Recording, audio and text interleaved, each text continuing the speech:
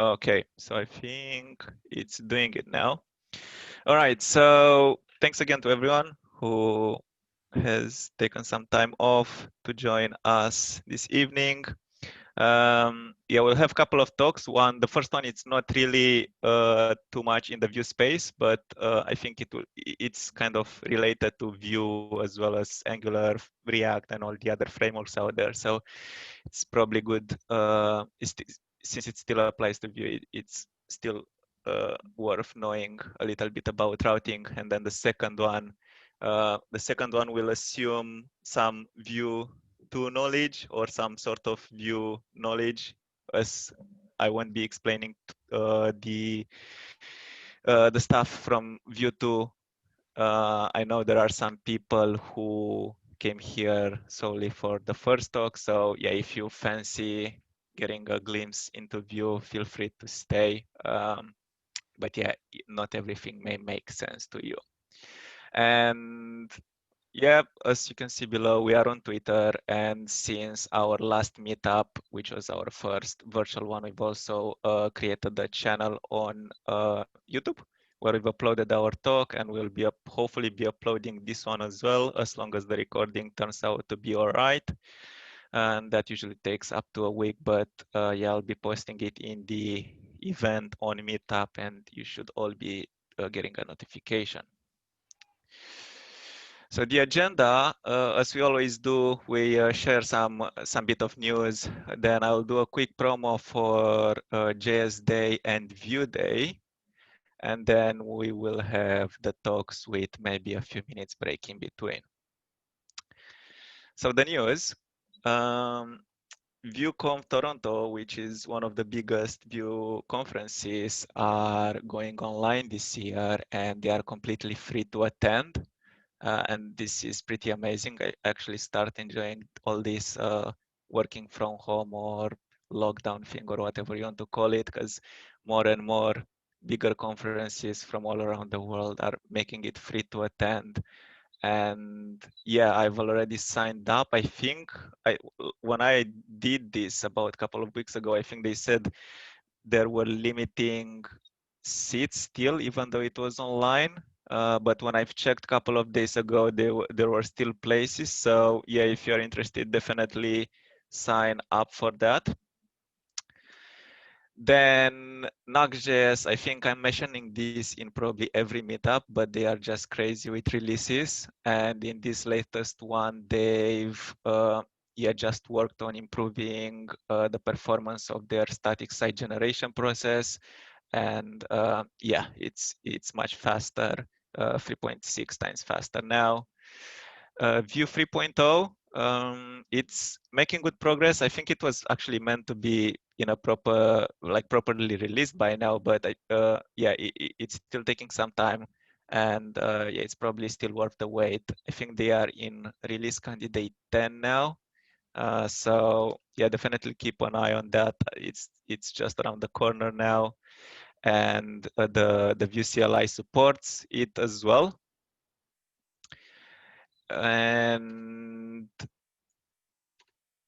official docs for it are in beta version, but yeah, available for everyone to contribute or to check out. I haven't really checked them out myself to see what stage they are in, but usually like the documentation for Vue has always been top notch, so I would expect it to yeah still be really good quality.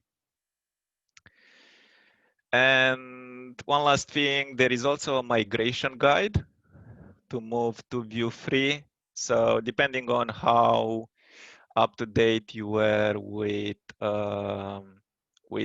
your Vue 2 version, then it should be easier or less easier basically for you to move to Vue 3. But there are not many breaking changes, which is great. And the ones that are breaking changes are fairly minimal stuff. And yeah, worth looking into that if you are thinking of migrating. All right. So The promos, the jsDay and the vueDay, those are, so what, jsDay must be next week and vueDay is the week after that. So both of these are Italian conferences. We've done something similar for them last year and they gave us a free ticket, which we gave to the community. Yeah, both of them have talks around all sorts, accessibility, security testing. If you go for the Vue one, there is native script, composition API, SEO, and yeah, plenty of stuff. Each one is 1 day. Um, the talks are released. You can find them on their website. And they've gave us a community discount. So this one is not a free conference to attend, but they gave us a 10% off. And they've also gave us a free ticket for each one, which I will be doing some sort of giveaway raffle wheel at the end.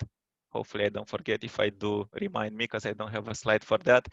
But yeah, I'll be putting the names of the attendees here in, and yeah, the first winner can choose whether you want the jsDay or the vueDay, and the second winner will get the other one. And next, yeah, so next we are actually doing the first talk, the modern front-end routing, and I should probably start by giving credits to Eduardo, who's actually the guy behind this talk. So I've attended .js last year in December, I think it was, and yeah, I kind of found this talk one of the most interesting ones, and I've shared it with my team at Money Supermarket. I think it was back in February, and I thought it would be relevant for the Vue.js community as well. And the live talk is on this URL here, which is the .conference website. I think it's also on YouTube, and the slides for it are on this URL over here. So yeah, let's dive into it. So we modern front-end routing. We first, to get an idea of a very high level idea of how things work, we start from the URL, and then the URL communicates with the history module and relies on it. And the router will be getting all the, again, itself communicates to the history module. And there is also the matcher and the components who are, again, you would see how the router basically work with these two, how it takes information from the matcher and from the component. That's all coming from the history module to basically give you, the user or the developer, uh, the website or the page that you want to navigate to. So let's start with the very first thing, the history module. And the root of the history module is the history API. And some of the things we'll be looking into, obviously there is just a lot in this API, but some of the things we'll be touching on are some of these APIs. So we have the push state and the replace state. Both of them have the same signature. So we have the data, the first parameter, which basically holds the stack of your navigation. And you will see what I mean by that in the next slides. Then the second one is the title, which funny enough, most of the time is not used. And the third one is the URL, which basically holds the destination that we will be navigating to. And we also have history state and history length, which you will see again how throughout the navigation this changes and how yeah, the information gets updated and how it's sent to the to the other APIs. Oops. So we start on this movies.com domain, and when you land on the domain, whether it's this one or any domain, we start with a state of null and the length of 1. As we navigate, the stack and the URL changes. So the third parameter, the URL, we will tell it to navigate to releases. And the stack, the first one which holds our data, it will tell the push state that we are coming from null, which is our current state. So when we navigate, you will see the state has changed and the length has also changed. So the length has increased by 1 and the state has changed to reflect that we basically came from the domain. If we do a second navigation, this time we'll go from releases and we will go to the search at genre, blah, blah, blah. Again, as you probably expect, the state updates. It's coming from releases now and the history length has been incremented again by 1. If we press the browser back button, some things may happen which you may not expect. But what essentially happens when we go back, the length remains the same because we haven't completely removed it. We just went back. As you can see, the browser forward button has lightened up, which indicates that that's still in memory. So we haven't removed it. And you may also expect the state to say coming from the place that we've actually came from, but it actually shows you the place where you've initially came from. So we came to releases from the domain, which is null. So yeah, this may be a bit confusing, but this is how it works behind the scenes. And if we press browser forward button, we end up back on here and everything looks fine. So again, if we get back to the URL and we split this into, so the search will be our path, and then we have our query, and then we have our hash. And this is the bit that we care of. We don't really care about the domain because the domain can't change. That will be like the fishing dream if you can change the domain name. But yeah, all these other three things, path, query, hashes, they can change.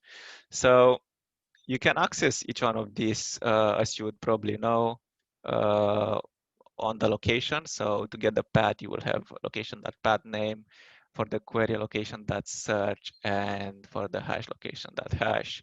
And you can get all of them by just doing location.href. So this is how it actually looks. All of these go into an object. So we have the path, the query, and the hash. And I think this is fairly straightforward. And in this, we also deal with encoding. So how does the browser deal with encoding and how we can help browsers deal with encoding? So ideally, we should be encoding everything that's not an ASCII character. So as you can see, the quotes, the encoding for that, it's %22. For the less than, it's %3C. And then as you get into, like, you can get into like really complex character, alphabetic character like Anya, it starts getting more complex, like %3, %C3, %B1. And yeah, it can get really ugly. Like for example, the P tag node encoded will look something like this. And obviously there wouldn't be any reason why you would want to have that in the URL. But yeah, this is how it will be looking if it's encoded. So what we should be encoding again? So as I've mentioned, any non-ASCII character, so you can think of them like tilde is non-ASCII, non-printable characters. One non-printable character is the delete button, and the percentage character as well, because we use that in our URL. And let's have a look at the other stuff that we should be encoding. for the path query and the hash. And we'll start with the hash because it's the simplest one. And we should be encoding the space, the double quotes, less than and greater than, and the backtick, because we used all this in the hash. For the path, we encode everything that we encode for the hash as well as the hash, because the hash it's used uh, obviously in the URL, and the question mark will be used as you start separate between path query and hash. I don't know why you have to encode opening and closing of the curlies, to be fair, but apparently you do.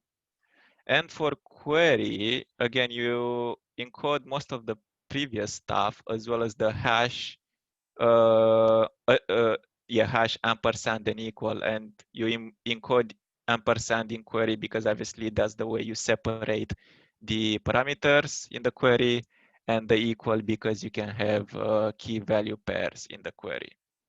So yeah, all this stuff that are used in each one of these will have to be encoded such that it will properly works.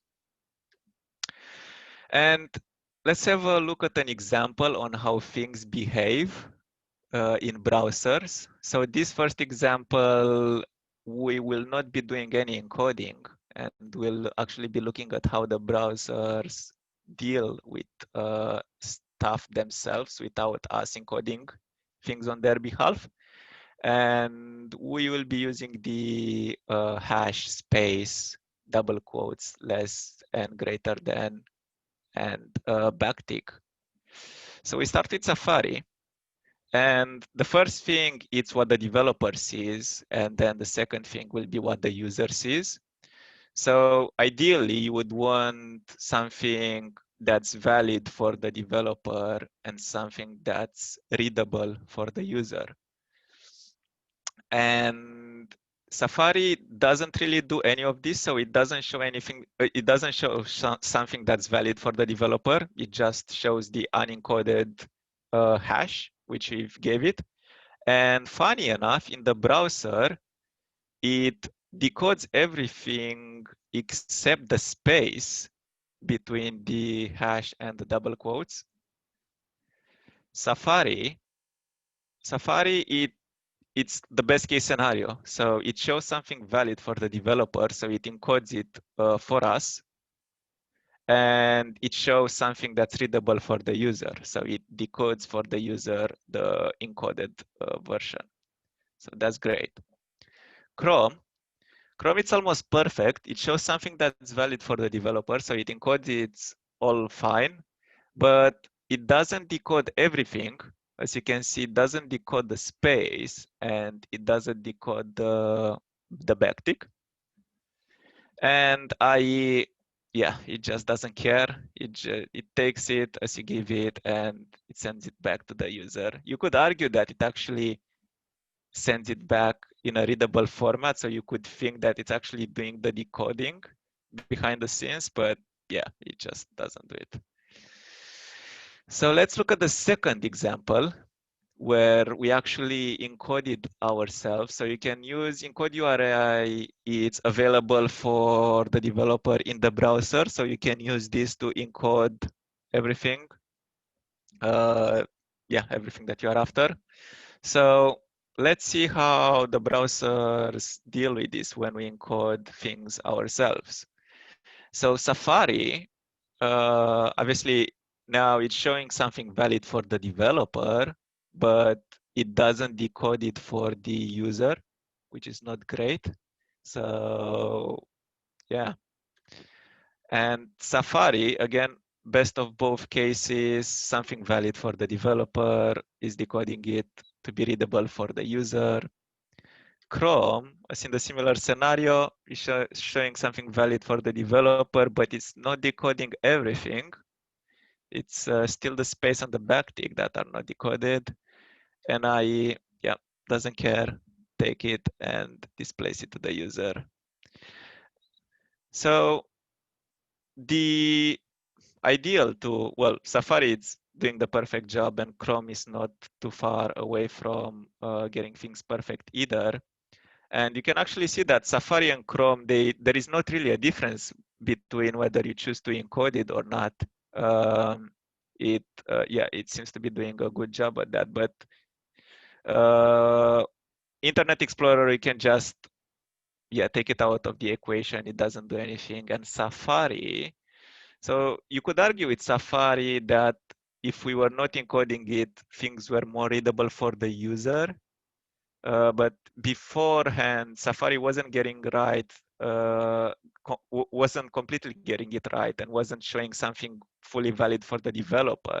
So it was wrong in both scenarios. While if we encode it, at least we are seeing something valid for the developer, even though it will be more uglier on the user end.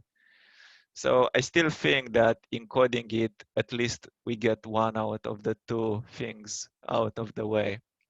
But yeah, this is how the browser works, how they do encoding. And now we've touched on a few things on the history APIs, and yeah, we've looked at how like the communication works with the URL, how the encoding is handled, and how the yeah, basically browser fights the specific bugs and inconsistencies, mainly around encoding. But how do we get from yeah, that URL on the left-hand side to something that we can actually use in our frameworks, where we can actually target the ID, the name of the component, and yeah, basically achieve that routing that we have in our frameworks. And that's how the matcher helps. And the way it works, so let's say we want to go to movies slash new. The way the matcher does things, it kind of transforms everything into a regex, and then it compares all this until it finds something that's valid and hopefully an exact match as well. So if we think about it, the first one, home, yeah, that doesn't really do anything. We are not after home, but the other three are all valid. The first one is a dynamic, so it can have anything after movies. The second one, it's a custom dynamic, but the third one is actually the one that we are after, which are two static paths. That's the most exact path that we are after, which actually matches what we want. So how does this matcher know not to stop on the first match and to actually go down the list through all the possible solutions until it finds the exact match? And there is some path ranking for that. And yeah, basically some heuristics behind on how these values are calculated. So if we have a look at how that works, so obviously we want the static one. So when we have a static, so the home, a static gives us a value of 70. So two statics will add up to 140. If we have a dynamic, the value for the dynamic path will be a 60. And if it's a static dynamic one, it will go in another increment of 5. So this is how the matcher gets those values and actually, yeah, redirects the user to where it's supposed to go.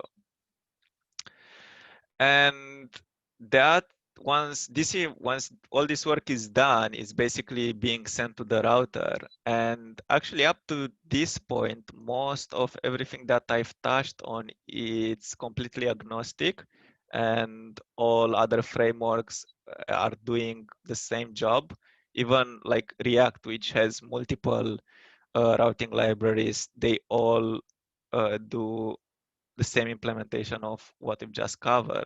And it's only after this point where the things are sent to the component and to our router where, yeah, the implementation starts to be different. And once this is sent to our component, obviously the component will render the end result for the user. And yeah, this is a high-level overview of how the router works and how it relies on the history module and the um, yeah, communication that the router has between the matcher and the component to send the user where it's supposed to. So yeah, that's the first half of this first talk. Any questions before we get a couple of minutes break before our second talk?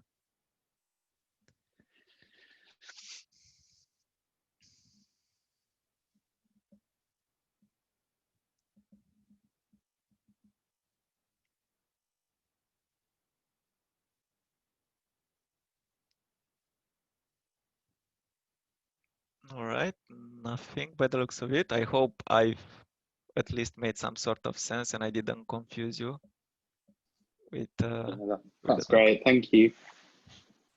All right, good to hear. Yeah, so I think we'll take like couple of minutes just to grab some, so I can grab some sip of water, and then we can dive into the next talk, which will be, yeah, looking into the Vue free essentials. Cool. Thanks, Emanuel.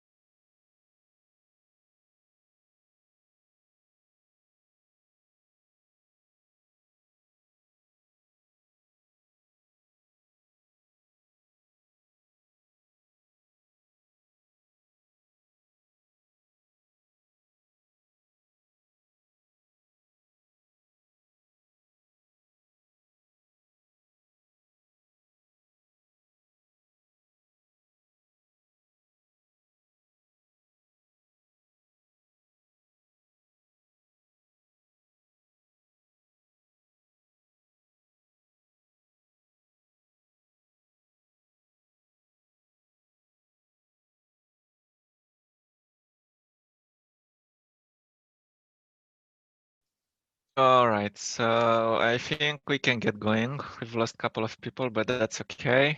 It was an interesting experiment that I wanted to see. Yeah, whether it would make much of a difference, whether I do like more of a agnostic talk. Yeah, might try this more often in the future, trying to find things that are sort of related to Vue, but yeah, not completely Vue, so to say. All right, so It's let's. nice that, Emmanuel. It's nice to get a better understanding of what the framework's actually doing behind the scenes sometimes. Yeah, It's really well definitely. covered up, that stuff, yeah. Cool. So let's look into the new stuff that are coming in Vue free. So the main thing that's making a lot of noise is the composition API, and it's actually the biggest thing as well that's being introduced. And the benefits for it are the, well, three of them main benefits: the code organization, the code reusability, so you can start abstracting stuff out of your component into what they call composition functions. And then also Vue 2 had limited TypeScript support, which the Vue free version looks to solve. And here on the right hand side, it's a quick look on how the composition API looks like, and we'll be diving into some of these things into a bit more detail in the next slides. But technically, what it is, it has this new lifecycle hook, the setup, which where you will be doing kind of everything that you already do in the options API. And yeah, we will see how this differs. So if we start with Vue 2 and look at the composition API from an organization code organization point of view. So this is how it looks right now and what you're probably used to. So we have a few, so the way composition API, the way options API works, it kind of structures your futures in options. So rather than keeping things together. So here we have 3 futures, and each one of these future has its own computed watcher and a method. And you can already see how this can start growing very quickly. Obviously, we didn't even write too much code in here, and it's already starting to get a bit out of control, and we didn't even have all the like there could be even more lifecycle methods that we could have like mounted, created before destroy, where you even there you can have future related work, and this can start growing very quickly. And as you come back to your components after a couple of months, or if you onboard new team members who are maybe not even confident with Vue, it will become very difficult to scroll up and down between all these options, trying to find out which feature does what, and yeah, basically having an idea of the whole thing that feature does. And this is how the composition API is looking to solve this sort of problem. So it kind of organizes your code based on the future rather than splitting it in options. And yeah, basically I've ported everything on the left-hand side into the right-hand side. We have our ref, which holds a reactive reference of our primitive and is making it reactive, and then the computed, and then the watcher. And this is actually even better because you can only return things that you want exposed in your template. While previously everything, all the work that you were doing, it was all exposed whether you wanted or not in the template. And this gives you a much clearer idea of what's actually being used in the template. So yeah, I find it fairly useful and much more cleaner this way. And you could argue that this can also grow, and you can obviously these features are there is not much to them, and they can easily grow, and then you can add more feature, and then your setup will become just another huge method. But we will look on how we can combat that. And the setup, couple of things that I want to mention, takes 2 parameters. The first one is the props. We don't use it here, but yeah, you just get access to the props. And then the second one, it's context. And context, so in setup, you don't have access to this. Similar as in before create. I don't know whether you have in created, but I'm sure you don't have before created, and yeah, anything before that, you don't have access to this either.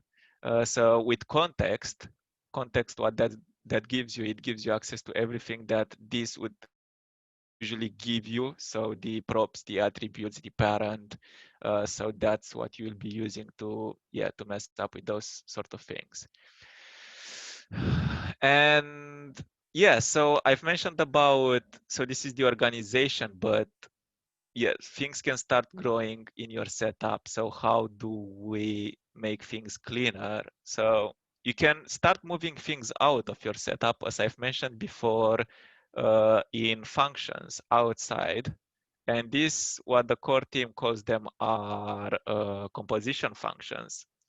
And you can either have them in the same component, or you can have them in just outside of this component and import them in this component as well as in the other components that you use.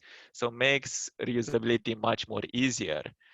And then all you have to do is just easily import them in your component, and then as per normal, you will be exposing them to your template.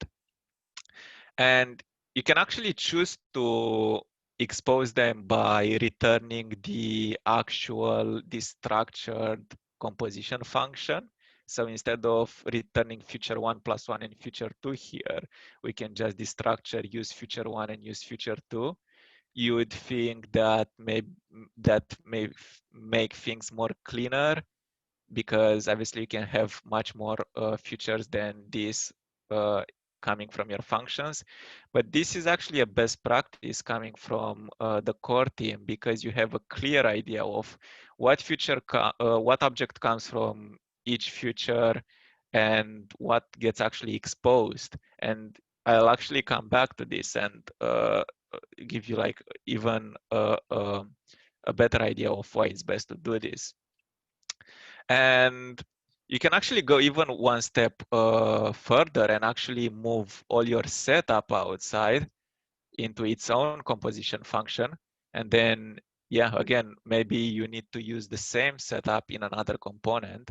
So you can export that and use it elsewhere as well. And in your component, all you'll have to do is just use it, call it its setup just like that.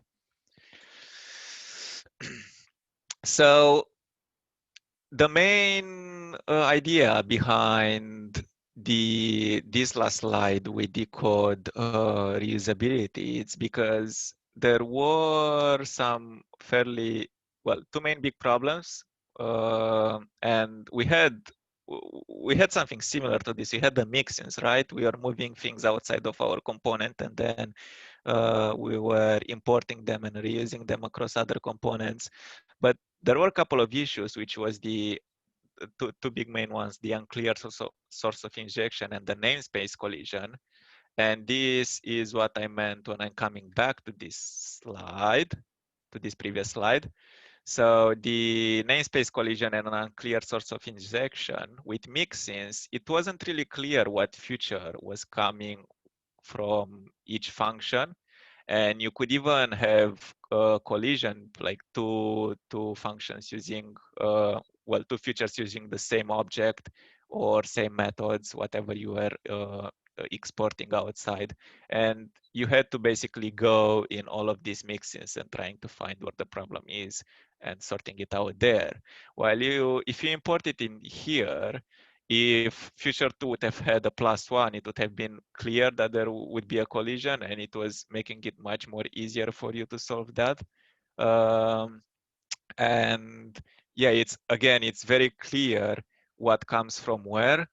And yeah, when you look in your template, you can very easily refer back to where they are important and exposed to the template. And yeah, makes navigation and readability much more easier, and hopefully bugs as well, reducing them.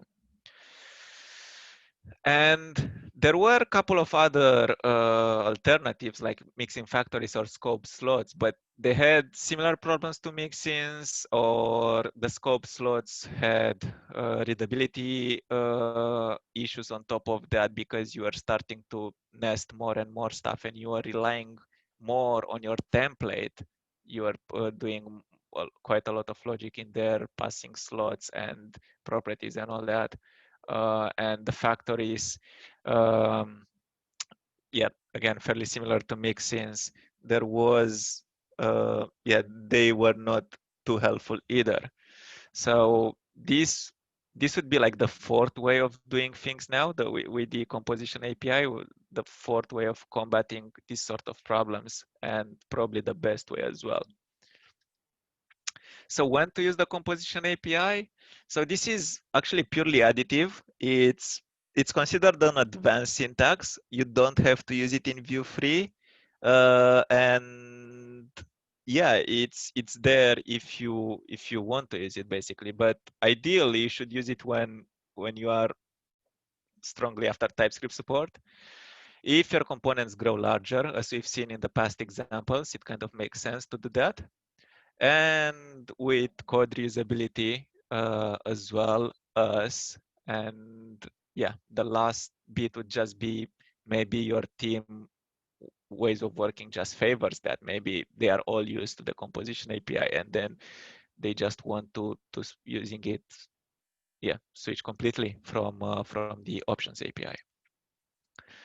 So let's look into a few other things. In the previous slides, you may have seen me using a mixture of refs and reactives, and yeah, it may be confusing. It actually still is a bit for me, but yeah, let's look at some differences between the two.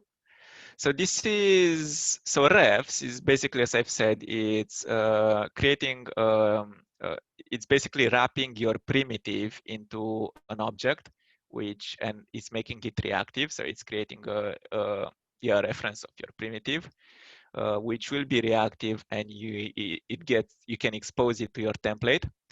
When you use ref, you will have to use, and here I've made a mistake actually, it should be counter that value.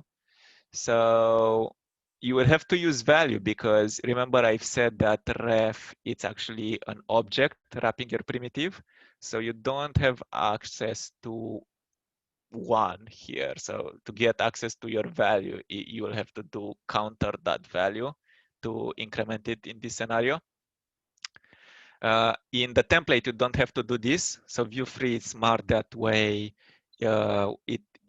When it finds it in the template, it recognizes it and it exposes you the value rather than you having to do this in the template.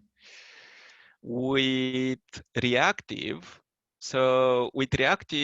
reactive, it's also, it's an object, and you can in here it can wrap everything. So it can wrap your variables. It can add wrap you can have your computed, you can have functions here, your watchers, everything. And with this one, as you see, you don't have to use that value anymore, because you are inside this object already. So you have access to the value of count. And there are a couple of things that you should be aware with reactive, when using reactive, is that when you expose it to the template, you would actually have in the template to do counter.count or counter.increment counter, because again, this is an object and that's how you have access to its properties. And so yeah, some gotchas, as I've previously mentioned, with reactive, you don't have to use that value anymore because you are already within the object. Yes, I've mentioned this as well. We will have to access each property individually in the template. So you'll have to target each one specifically with reactive. And maybe it came across your mind what happens, what if we destructure that object or just list each property separately. So we can either try destructuring counter or just basically export counter.count and counter.increment counter.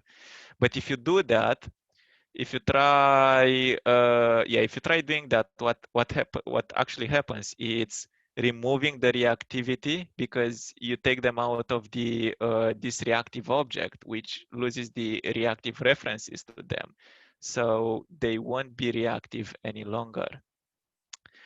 And there is actually a way of going about this if you want. I think in Vue there is a method called toRefs, and if you pass your counter in this example to toRefs, that will actually, what that does for you, it's transforming all these reactive properties into refs. So it's taking the count and it's creating a const count ref of 1 and a const increment counter. It's putting that into a ref again. So it's basically taking each one of these properties and making them a ref. So that's basically what that toRefs does. And yeah, so we've gone through these gotchas. You've also seen me doing watch effect, and you may wonder what the difference between the two is. So we already know the watcher from Vue 2. And the difference between the watch and the watch effect is watch will be only watching a single property that you will, well, not necessarily a property, but yeah, let's call it a property that you will be specifying, in this case, state count here. and it gives you access to the new value and the old value. The watch effect doesn't give you access to neither of these new value or old values, and why it's useful is because it watches a whole. So let's say we want to watch a function.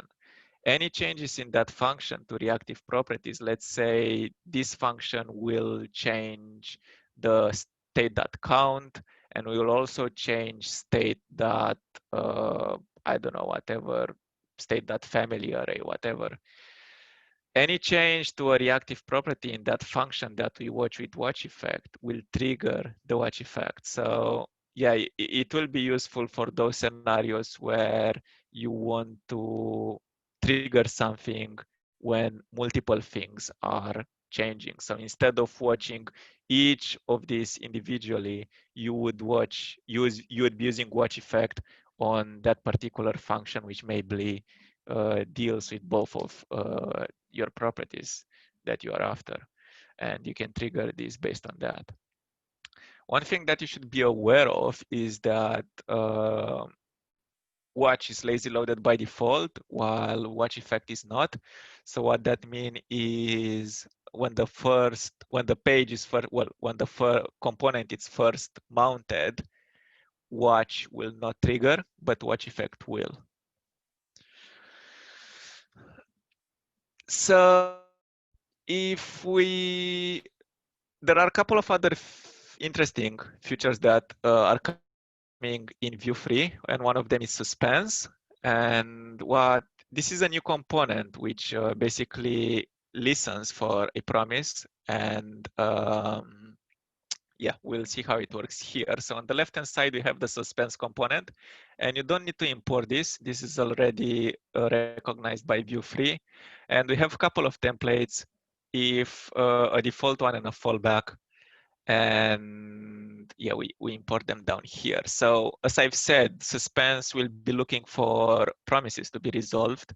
And we were previously doing something similar using a global state. So maybe like Vuex, you were having your, let's say, an API call. And when the call was successful, you were setting a Boolean that was in the global state to true. And you are having that in a V. If that was set to true, you are displaying the data. Otherwise, in a V else, you are not displaying it, showing an error, or just displaying something else. But the cool thing with Suspense is that obviously you don't have to rely on the global state, so you don't have to cascade that state. Let's say if it was like a grandchild to grandparent relationship, going through all that through the component list to cascade it. And yeah, you don't need to mess up with updating the state for it. And Suspense is actually smart enough to, let's say, address if the promise resolves in 10 seconds, but the second component will take, let's say, 20 seconds, it will actually wait for all of them to resolve before the data is displayed. And yeah, while it's waiting for that to resolve, we'll just displaying this fallback, or the data that's in the fallback template. And as is the case with promises, we have to have some sort of error handling. And for that, so what has changed in here from the previous screenshot is we've added our Suspense component remained the same. We've added the VLs to it. That's all we've done. And now we have a VIF as well. In case there is an error, we will be showing the error. Otherwise, we'll let Suspense to deal with yeah, the default and the fallback. Yeah, so this is how we will be dealing with error handling when using Suspense. And the second one, it's called Teleport or Portal. I'm not really sure. I think they are changing their minds with how they want to call this one. But yeah, it's either Teleport or Portal. And what it does, it's basically moving template from a component to another component, or from place into your component to another place into your component. And you can think of this being useful when you deal with content that shouldn't be displaying in line with the rest of your components. So that's models, light boxes, anything that's not relative to the component. So something that's positioned absolute or positioned fixed, for example. And the way it works again, we have the teleport node here, the tag, and it takes a to, which is an attribute which takes a selector. So in this case, it's an ID, some ID. And obviously this, as you can see, it's not inside this component. So this some ID can be anywhere in your application. And yeah, this will just send this node to this some ID. And you can even have this be a bit more smarter, and you can toggle it. So it also takes another attributes called disabled. And here we've made disabled a dynamic. So we've binded and it's based on the value of teleport node, which is a boolean, which will change on this button click here. So if this is false, the content will show in our component in line with everything else. If this is true, it will be sent to some ID in this scenario. And we can like send it back and forth, yeah, on this button click as we want and as we need. And different ways to teleport it, we've looked using the ID, but you can also use a class. You can also use a data selector, and we can also use a dynamic property. And some more things nice about teleport is that it's the state is preserved basically. So even if you move it from one place to another, the state is not lost. So this can be very useful.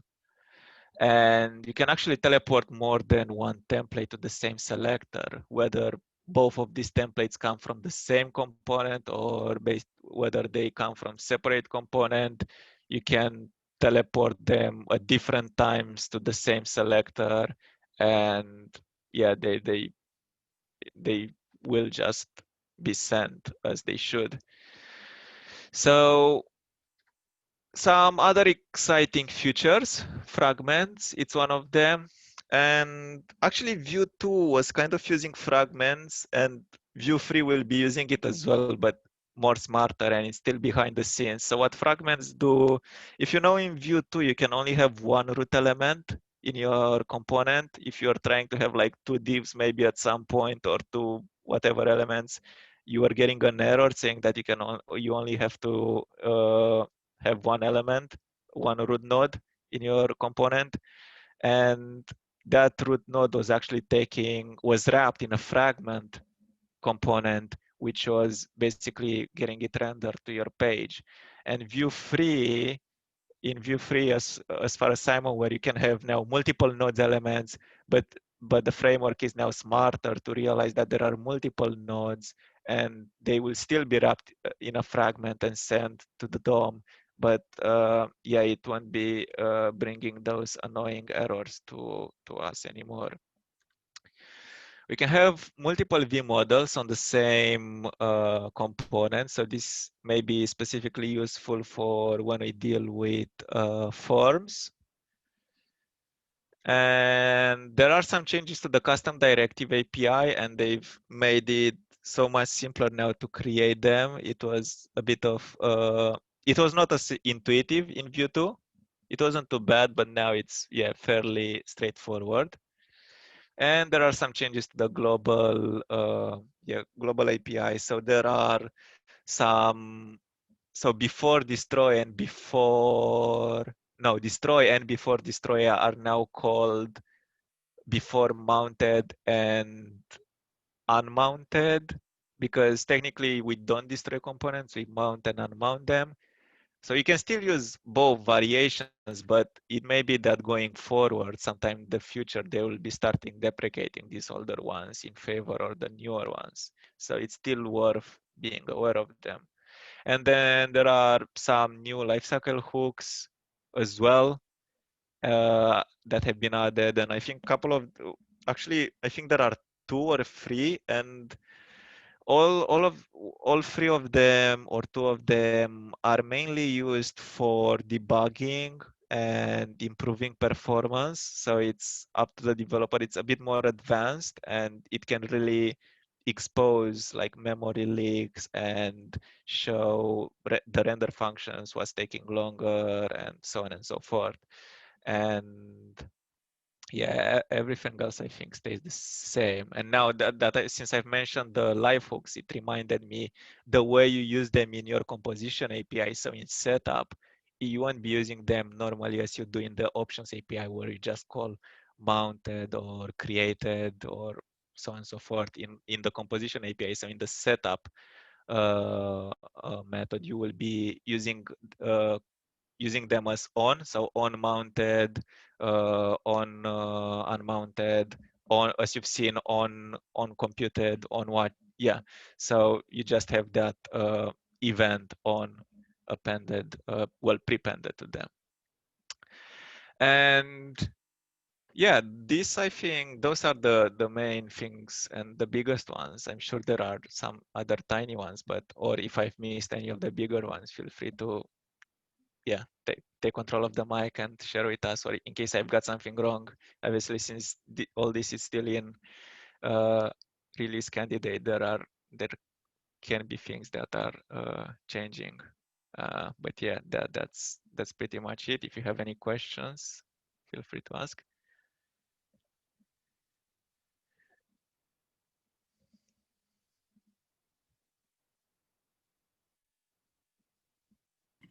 I just wanted to say there's a good Vue composition API set of docs. It's like written by Vue. Yeah, it's composition-api.vuejs.org.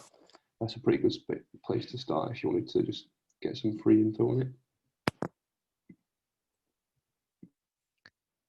Did you start using it in production in your team? No, we've not. But definitely had to play around with it myself. So yeah, I think there's a lot of problems with like using TypeScript with it, just because of all like the vueDay, like all the external libraries are still having to play catch up. But using it with plain JS is fine. Like it's been real good. Nice. Yeah, we've just started trying to put something together now. So nothing in production yet, but we're still very much prototyping. But yeah, no, that was quite a good summary actually of all the features. Cool. Good to know. Yeah. There's some features there I'm not sure of that. Like the portal one, for example. I'm not really sure what a perfect use case for that actually is. I'm sure there's better ways of accomplishing like what that can do, especially in the case of a modal, like just using a dynamic component or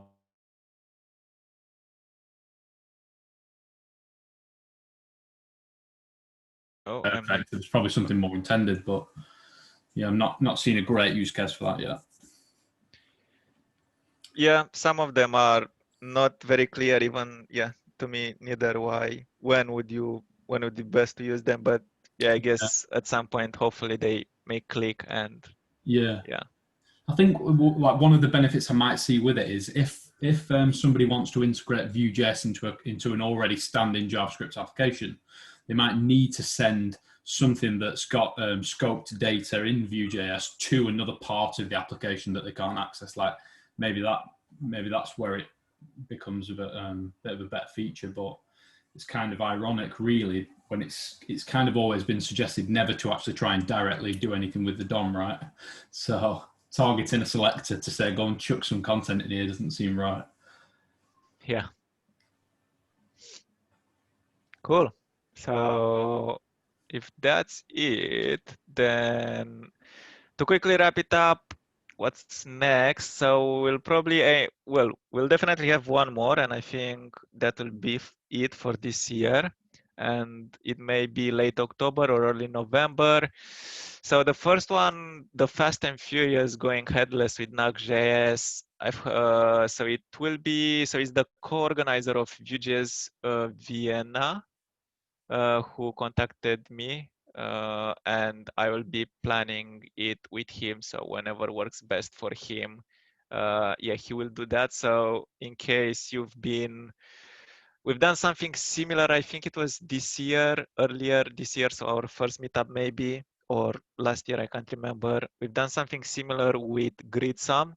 So what he will be doing, it's all that Jamstack thing where he will be using Nuxt with Netlify, yeah, to basically with the Netlify CMS, I think, and with Markdown, and yeah, he'll be using some fancy APIs and will statically generate all the pages, and yes, he will show it how it works out. And yeah, as I've said, we've done something similar, but with GridSum earlier in the year. And then the second talk, depending on whether or not I find somebody else, if I don't, then I may do a Vue free deep dive. And although this one may take some more time, so I've done this for my team and it took about an hour and 15 minutes. This is quite technical and fairly advanced as well because it goes deep into the architecture and was quite a lot of live coding as well. So we were building the reactivity from scratch and we are building like a mini Vue. We're building the the reactivity and the well, not all, but some of the algorithms that check what needs to be removed from the DOM, what needs to be added, so on and so forth. So yeah, I'll see if I can squeeze that in, but if I find a second speaker, obviously he will take priority. But that's about it for this one. Obviously, thanks to MRJ, no food and drinks this time, as it was the case last time, but they've lent us their Zoom. We've got this recorded. We'll post this later on YouTube. No problem. And yeah, I still haven't forgotten. There are still few people. I don't have the full list. So for those who missed it, there will be 2 tickets for the jsDay and vueDay that I'll be doing something like a draw, something. Let's see if I quickly find raffle online, whatever. Raffle online will. Makes it easier. I think there were about 16 people in the beginning, but so we'll have one Austin, one Daryl. We skip Imran, Jody, myself, we have a Joshua, we have Mark, we have a Phil, Sasha, and Sri. So okay, so that's it. Click the spin. Let's see. Ooh, that's close. That was close. So we have Sasha.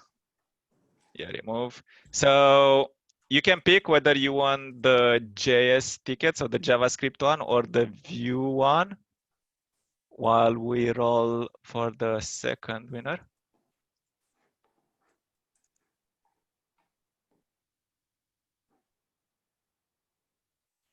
There you go. 3 is the second one. So do we have any messages here? Where do messages show? Chat. Yeah, so if Sasha, are you still here? Hiya, yeah, I'm here. Can you hear me? Yeah, yeah. So do you want the JavaScript one or the Vue.js one? I'll have the Vue one, please. Okay. Okay, so the JavaScript one will go to 3. Now, if you both of you leave me the email addresses here, then I can send you, or either here or send them to me privately. I can send you the tickets. Awesome. Thank you very much. Thank you. Thank you. All right, so I guess that was it for this one. Thanks again for those who stayed with us until the very end. And yeah, we'll hopefully get to see each other again. Well, hear from each other again at some point, late October, early November. Yeah, thank you. Thanks a lot. Cheers. Thanks, everyone. Cheers. Cheers. Thank you. Cheers, guys.